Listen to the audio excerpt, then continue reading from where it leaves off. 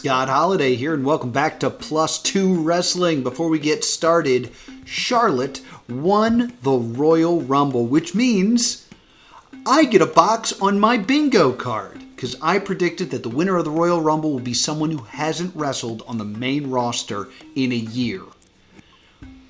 It was a very bold prediction when I made it before Charlotte was announced. Once Charlotte was announced, that one kind of felt like a lock. But it still feels good. Put it on the board. Bang! We're on our way to a bingo. And now, let's jump on my soapbox.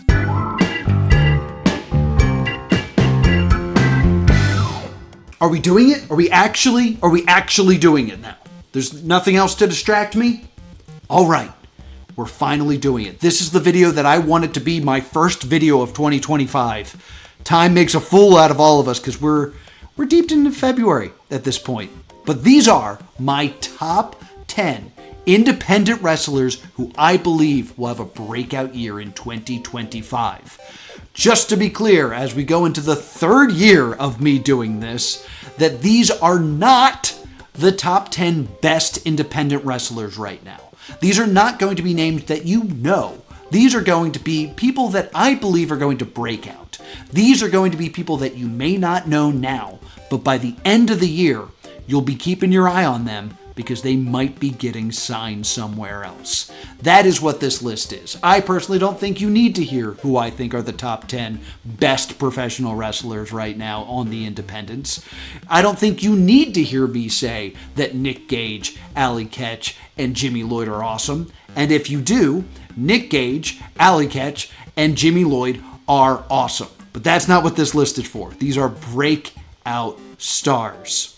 Also, remember that this is my list and is limited to the knowledge that I was able to put into my brain this year in the world of independent wrestling. So if you're sitting back and you're thinking to yourself, hey Scott, where's Nick Burnham?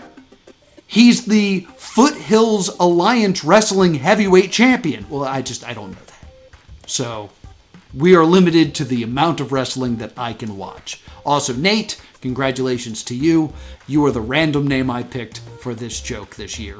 Hope you have a great year.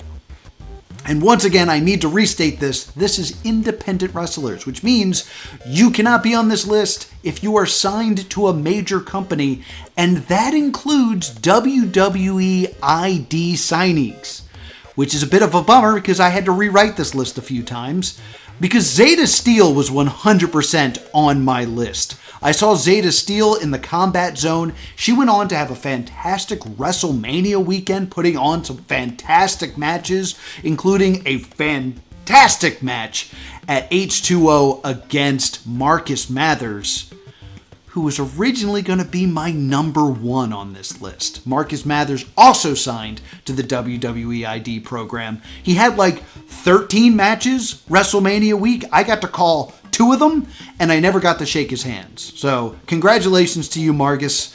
This is a delayed light hand touch to you.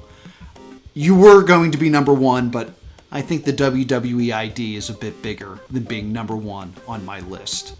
Oh, and finally, shout outs to Colby Corino. Colby Corino was on this list for a while because I saw him WrestleMania weekend, and he basically had every type of match you could have.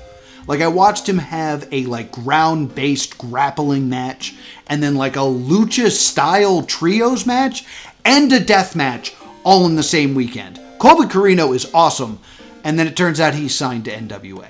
I was unaware of that, but Colby Corino is awesome, so check him out as well.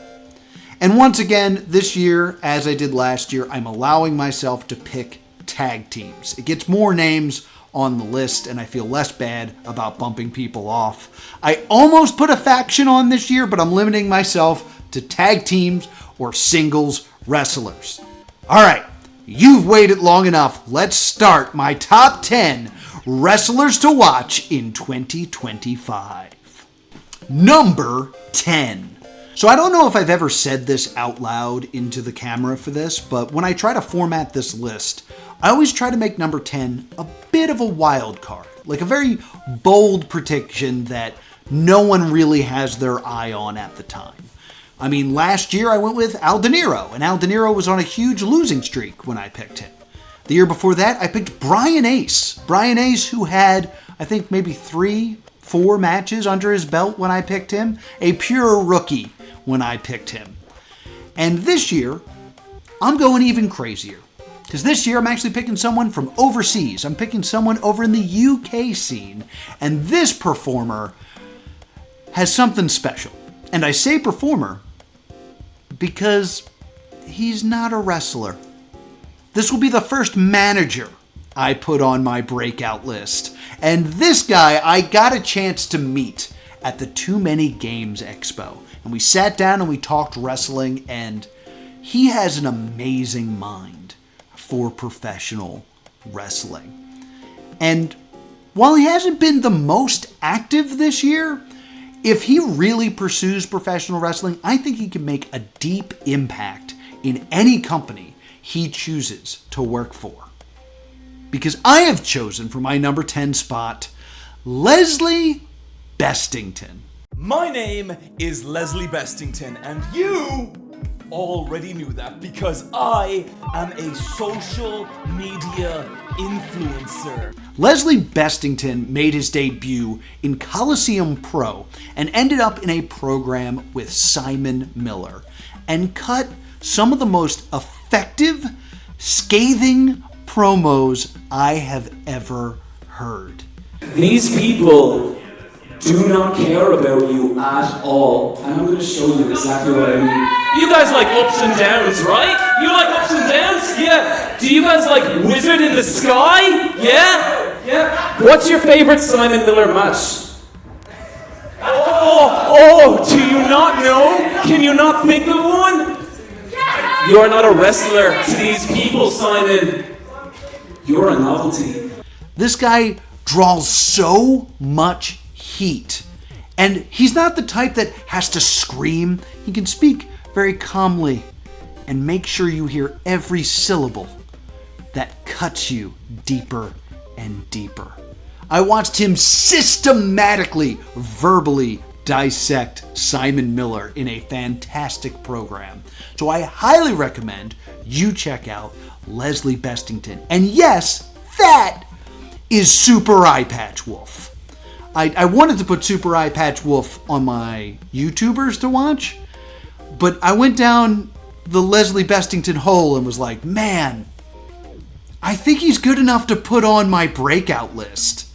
Super Eye Patch Wolf is an incredibly talented writer. You can check out some of his video essays. He has some fantastic ones on professional wrestling, on things like The Fiend and what it means to be truly hated. He also does a great one on the rise and fall and rise of Roman Reigns. They're all fantastic videos, but when it comes to Leslie Bestington, he is a manipulative bastard who is fantastic to watch. So check out Leslie Bestington. Number 9. And now for the entirely different side of the coin here. As we venture into my number 9, we look into the world of death match wrestling. And we take a look at a man who truly believes he is the uncrowned king of the death match, the uncrowned winner of Tournament of Death. I'm talking, of course, about Judge Joe Dredd. Dredd had an amazing year last year, and I really think this is the year that he becomes the crowned king of the deathmatch, because he does things that I've never seen anyone else do in the world of deathmatch wrestling. And I'm not talking about insane spots. I'm talking about the emotional connection he creates in his matches. Judge Joe Dredd does things that a lot of professional wrestlers forgot is effective. For example, he has Stephen Jury. He's a deathmatch wrestler with a manager. He's a deathmatch wrestler who cheats. And there's just something that makes me hate him, that he is a deathmatch wrestler that needs a manager to cheat for him. His gimmick is also fantastic. He always speaks of judgment and sentences and retribution. He is a phenomenal promo. No longer are we going to try to rewrite the rules. We're going to dish the final verdict. The only way to end this discrepancy of the TOD champion Mickey Knuckles is to completely eradicate this business of her.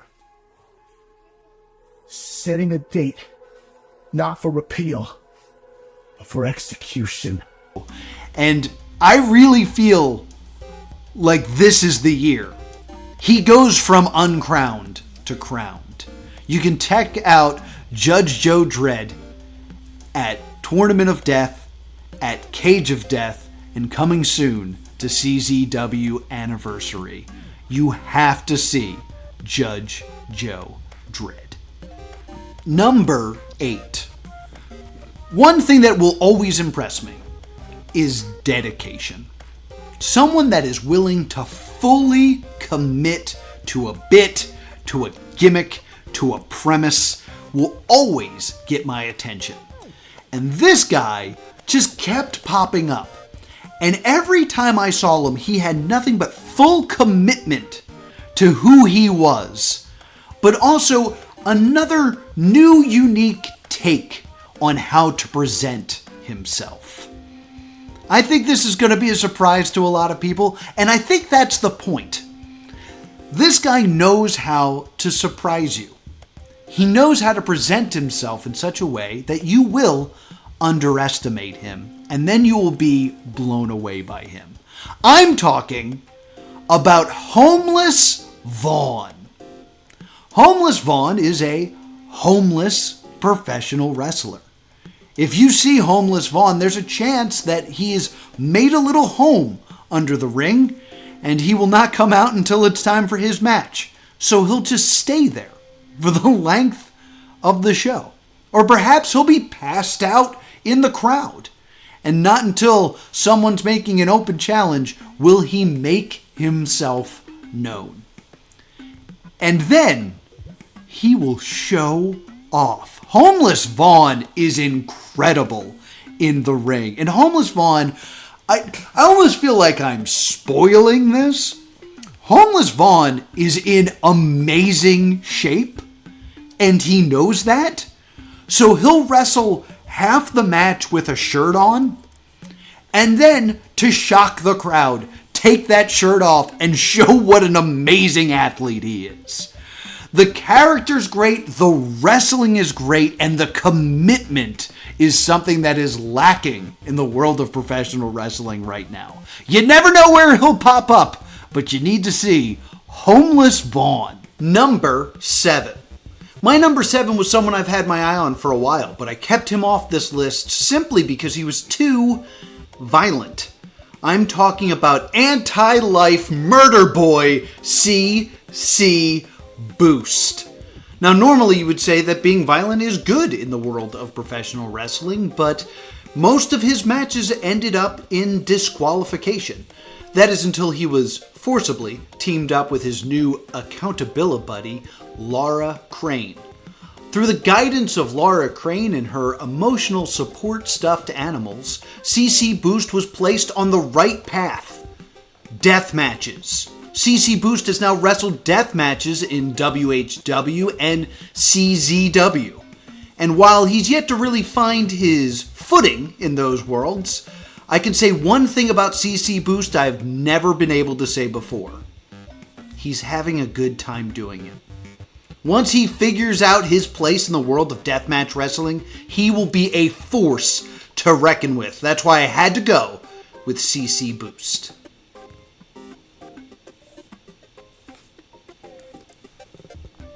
Number 6. My number 6 is none other than the upstanding Dylan Mesh. Number 6. Take 2, I guess. But my number 6 is in fact Dylan Mesh. Dylan Mesh is from Wild LLC, and Ethan Wild, the head of Wild LLC, it's right there in the name, is a previous wrestler that I pointed out here on these lists. And along with his rise in the world of professional wrestling, he's brought a lot of people with him, and no one stands out more than the upstanding Dylan Mesh. But Dylan Mesh is doing a lot of great work outside of Wild LLC. He was able to capture Lightning and become the Captured Lightning Champion, a championship that he held for nearly a year. He also captured the Dog Tag Team Championships as part of the War Devils along with Dave Dahl. Everything that Dylan Mesh touches seems to be turning to gold as of late, and he also looks good in a tie. So I have to give this one to Dylan Mesh. February 22nd at the ACX1 Studios in Atlantic City, New Jersey, we celebrate 26 years of Ultra Violence as it is the 26th anniversary of Combat Zone Wrestling. And there you will see the in-ring return in the Combat Zone for Nick Gage as he battles Alex Colon, who's also returning to CZW. Plus, Marcus Mathers has called his shot and asked for a match against Rich Swann, and Mr. All Night Long was glad to oblige, and they will meet in the center of the ring on February 22nd. And after E.N. Bush stabbed his friend in the back, these two will face off. It is E.N. Bush versus the American Hammer, Matt Quay. You can get your tickets right now at czwrestling.com. Number 5. There's a lot of dangerous letters in the world of professional wrestling. RKO, DMD, CEO, CEO. But there's 3 new ones that I believe are going to become very dangerous in 2025, and that's ESQ. Because my number 5 on my breakout list is the Law of Attraction, Journey Burke, Esquire. A practicing lawyer who is fantastic in the ring, has been continuing to get more and more notoriety. She is the current PRB Fightertainment champion and currently has her eyes set on the CZW World Heavyweight Championship, the one currently held by Aaron Ash. Now, I'm bad at guessing weights, but I think Aaron Ash outweighs Journey by, let's say, between 40 and 600 pounds. But nothing scares Journey Burke. She is more than willing to go toe-to-toe with anyone put in her way, and she is willing to bend and snap. She does it better than me. But I gotta give credit to Journey Burke. Number 4. So there's a joke on this very channel that there's someone that I kind of like to snub. I like to, for some reason, not give this person their due. And when that happens, there's really 2 things you can do. You can take it on the chin, complain, yell at me backstage. Those are all things you can do. Or you can do what this person did and simply become undeniable. This person is clearly someone who is going to break out in 2025 to the point that I wouldn't be doing my job if I did not sing his praises. I am talking about the 99 overall Miles Hawkins. Miles Hawkins have been making waves in CZW for quite some time now. He is a former MCW Rage Television Champion, a former DCW Heavyweight Champion, and a former MCW Tag Team Champion. And right now it looks like he also has eyes on Tag Team Gold, as it seems that he's formed an alliance with the one of one Chris White and are looking to capture CZW Tag Team Gold in the near future. And also people are starting to take notice of Miles Hawkins. Miles Hawkins in the past year has appeared on both AEW and WWE television. If you're not watching Miles Hawkins, you're about to miss something great. So be sure to keep an eye on the 99 overall. Number 3. My number 3 is a tag team. I said there'd be tag teams on this list, and here we have a tag team entry. And they are on this list mostly because they should have been on my first list. The first year that I was doing this list, I should have picked this team, but I wasn't doing tag teams then, and then I kind of forgot that I hadn't put them on the list. So this is a long overdue pick for Crummels and Defarge. Mr. Crummels and Sonny Defarge are both fantastic wrestlers, unlike anything else on the independent scene, in my opinion. It was like they were plucked out of the past and placed here in 2025. They've been picking up tag team titles all over the place. They are former ETWA tag team champions, former ECWA tag team champions, former Mega tag team champions, former Chikara's Campeonatos de Parejas. I worked there and I say it wrong. Campeonatos de Parejas. And they're also both very much accomplished singles wrestlers. I mean, Sonny Defarge was the final Premier Championship Wrestling champion. And Mr. Crummels also making a name for himself on his own. So whether you have them as a pair or separately, both can get the job done in the ring. They've also both started plying their trade in the world of cosplay professional wrestling. They've never come to my company, but they're definitely making their names known in the world of cosplay. So maybe I should throw out a challenge? Nah, I don't want to lose to them. Number 2. I keep talking about WrestleMania weekend, and that's because WrestleMania weekend, I had the opportunity to see a lot of professional wrestlers that I don't normally get to see. I got to go to a lot of different shows, and this person absolutely stood out to me, and that is Kennedy Copeland. Kennedy Copeland, in my opinion, doesn't seem to be afraid of anything.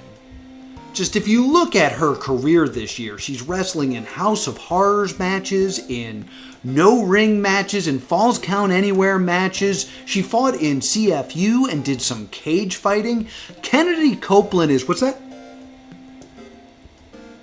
Oh, it appears that Kennedy Copeland appeared on AEW, and because of Edge, or Adam Copeland had to change her name to Kennedy Hardcastle. Okay, so Kennedy Hardcastle is a fantastic wrestler. She is, or formerly was, the H2O Hybrid Champion. She also won the Hustle Cup this year, so be sure you keep an eye out for Kennedy Hardcastle. What's that? Adam Copeland's going by Cope now? So she might change her name back? She hasn't decided yet? Okay, look out for either Kennedy Copeland or Kennedy Hardcastle. Or both, I guess. Number 1. For the first time ever, I'm giving my number 1 slot to a tag team. This is a tag team that just continues to collect gold all around the world when it comes to tag team wrestling. They are former WrestlePro Alaska Tag Team Champions. They are former SKPW Tag Team Champions. They are former WIN Tag Team Champions. They are former ECPW Tag Team Champions. They are currently your For Us Wrestling Trios Champions. They are currently your Superpowers of Wrestling Tag Team Champions. And they are currently your Juggalo Championship Wrestling Tag Team Champions. I'm talking about JP and Tommy Grayson, the Backseat Boys. Now, if you're a fan of professional wrestling and independent professional wrestling, you might be thinking, weren't the Backseat Boys Trent Acid and Johnny Kashmere? Well, Backseat's back, all right? 'Cause the Backseat Boys are back.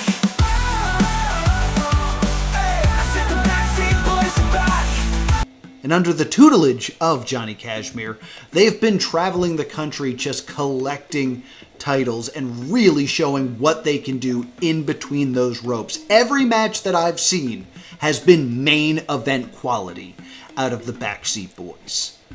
But that's not the main reason I'm putting them at number 1. I have never seen two wrestlers so dedicated to learning everything there is to know about professional wrestling. And I'm not just talking about becoming a better wrestler. I've seen the Backseat Boys want to learn more about producing wrestling, about promoting wrestling, about creating a better experience for the fans of professional wrestling. The Backseat Boys are definitely going to make it in the world of professional wrestling. I don't know which avenue they will pursue, but whatever they choose, they will do expertly. I am unbelievably impressed with the Backseat Boys. So make sure you take some time and check out JP and Tommy Grayson. And that's my list. Those are the top 10 independent wrestlers that I believe will have a breakout year in 2025. But as always, I want to hear from you. I do read the comments, so please leave who you think should have been on this list in the comments down below. But before you do, Constantine, the Mecca was number 11 on my list. All right? I looked up the Mecca. He had a great match with Matt Mikowski. He was awesome. Just didn't make the list. I'm sorry, but he's not as good as Super Eye Patch Wolf this year. Sorry. But who else? Who else should have made the list? And I'll make sure that I give them a close look for next year. And as always, while you're down there, there's a big old subscribe button. You can subscribe to this channel if you want to get more of these videos. And I also hope that you have a great day.